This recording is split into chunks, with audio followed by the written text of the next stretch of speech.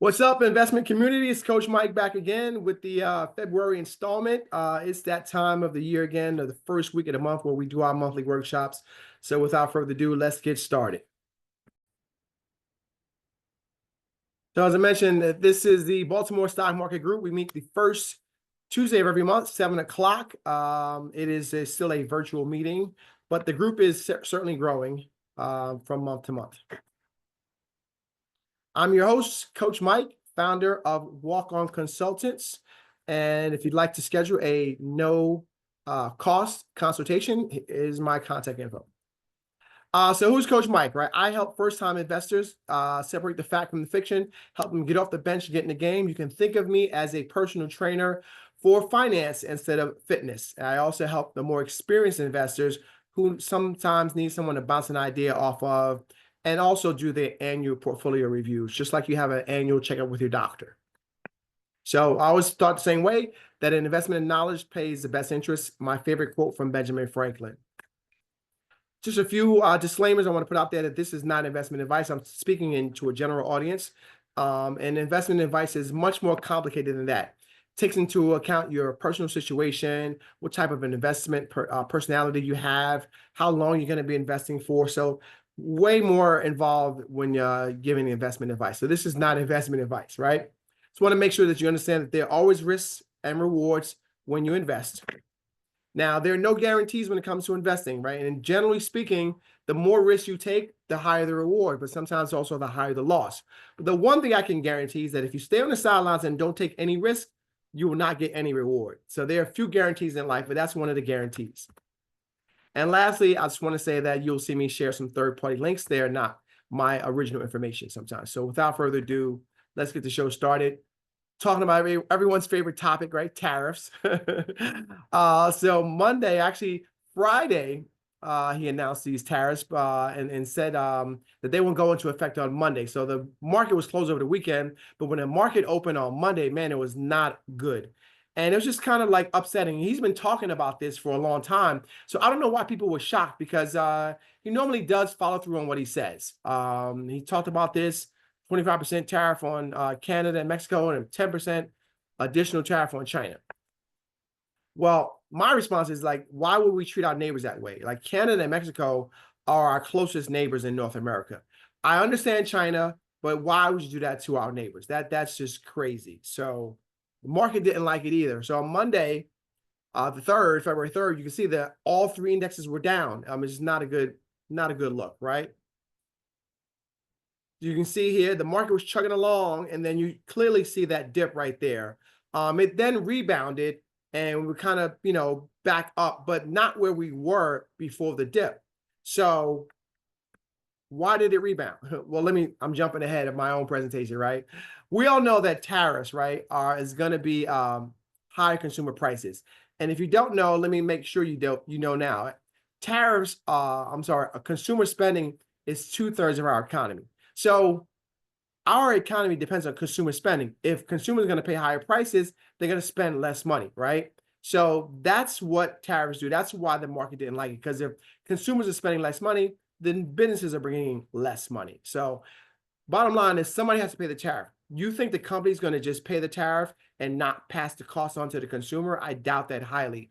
More than likely, they're going to pass that cost on to the consumer, which will be high prices for us, which will slow down spending.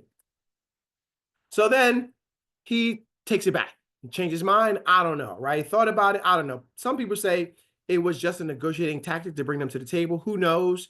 But now there's a 30-day reprieve on, or a delay on, these tariffs, right?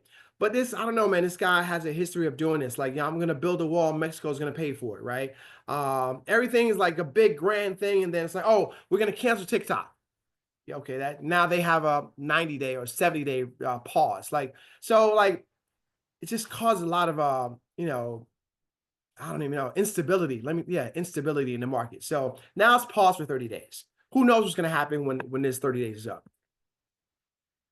So with all that said and done, right, we've been trading about a month.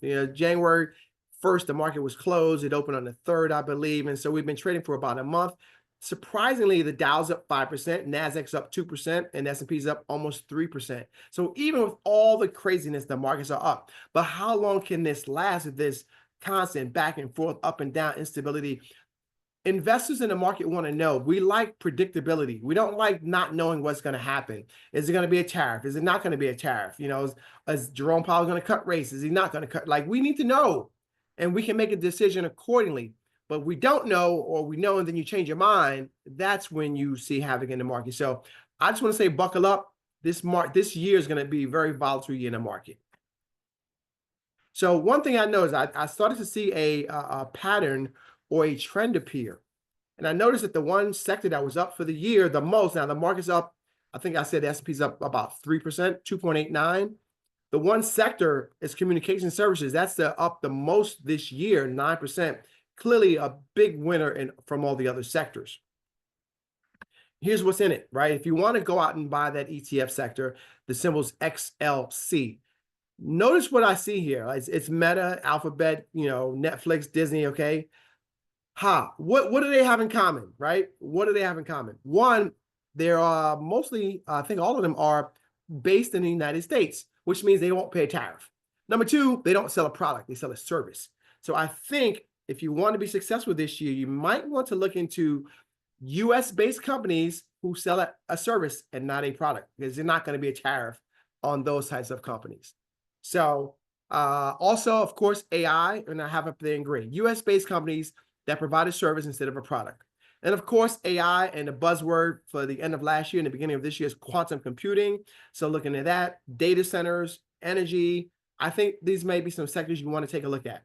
And of course, the president has his own social media website called Truth Social, symbols DJT. If you're a supporter or if you want to make some money, I don't know. I am not endorsing it. I'm just saying it's food for thought. Just think about it. All right.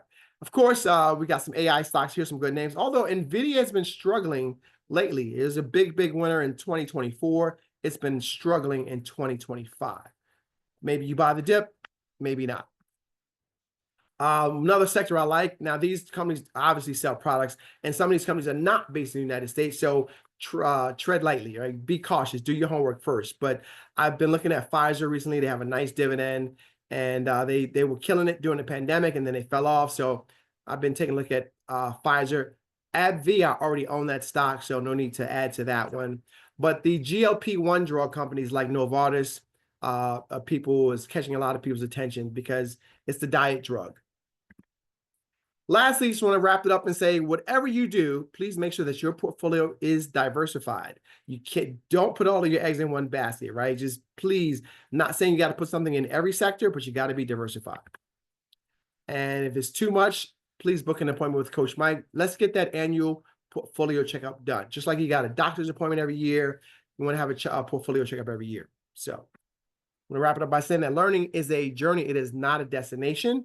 I've been doing this for over 30 years and I still learn new stuff all the time. So go ahead, get my number, my email, book that consultation. There's no charge for the consultation. But hopefully we can help you be a better investor. This is Coach Mike. I will see you guys next month.